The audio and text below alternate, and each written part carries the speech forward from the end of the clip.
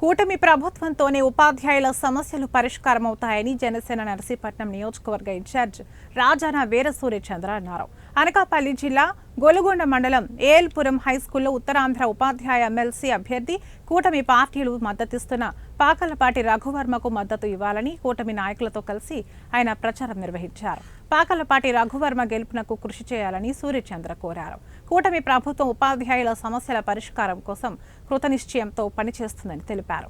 నర్సీపట్నం నియోజకవర్గంలో 623 ఓట్లు ఉన్నాయని 623 ఓట్లు పాకలపాటి రఘువర్మకు పడేలా కృషి చేస్తున్నామన్నారు.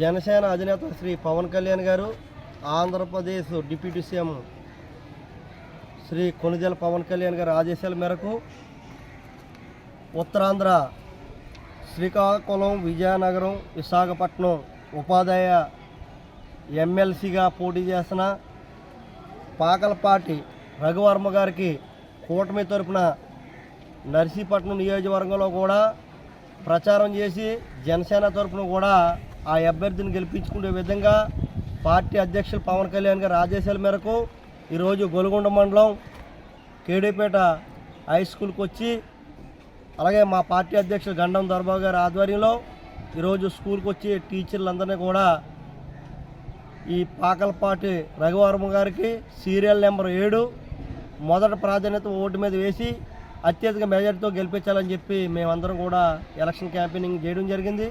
అలాగే నియోజకవర్గం మొత్తం కూడా ఉపాధ్యాయులు మొత్తం కూడా 623 ఓట్లు ఉన్నాయి.